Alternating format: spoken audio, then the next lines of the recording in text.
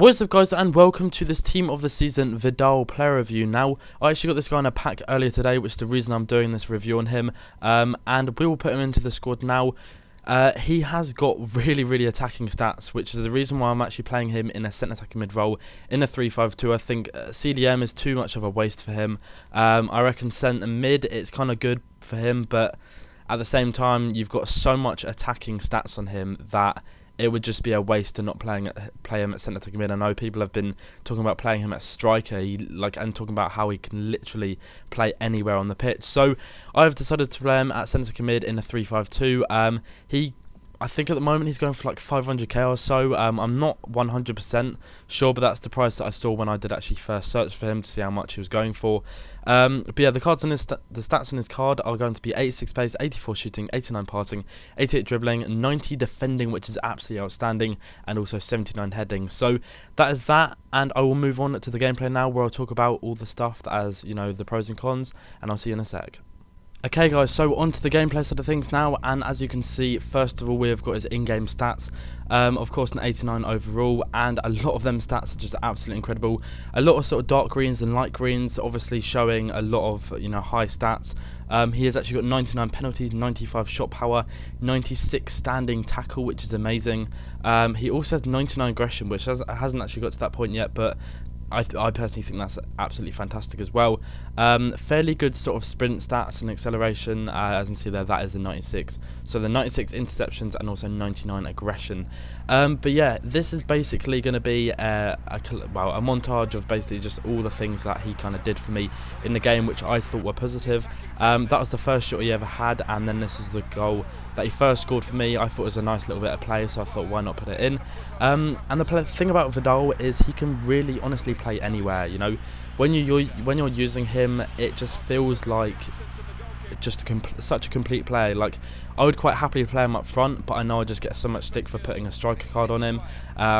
I would play him at centre back. I think a lot of people would happily play him at centre back, but of course you can't get a CDM centre back card, which is very unfortunate because there are a lot of players in this game which are CDMs, which do sometimes fill in for the centre back position if a player's injured or something like that. But as you will be able to tell as well, I did try and score a lot of long shots, and that's not something I usually do. I kind of try and keep the play down and don't really focus on long shots too much. But with Vidal, when I'd use his normal card, I always knew how good of a long shot taker he was, and unfortunately I wasn't actually able to score a long shot. It's weird. I like his long shots are like they dip like incredibly much, incredibly.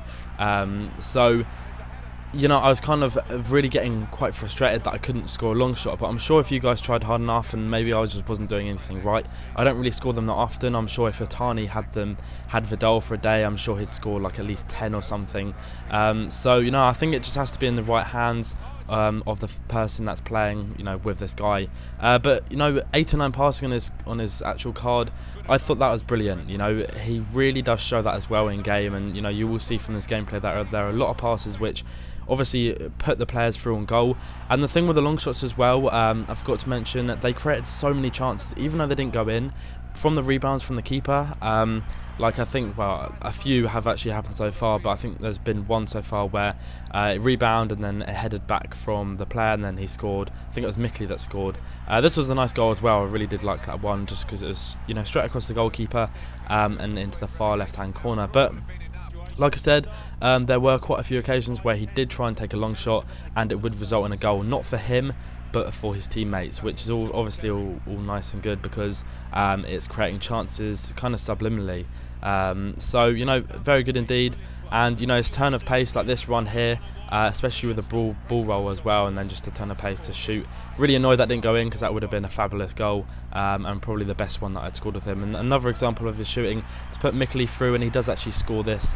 Very nice indeed, and, you know, just he literally is a complete player. That's really all you have to ask for him. Again here, this is another example of how his shooting just creates chances.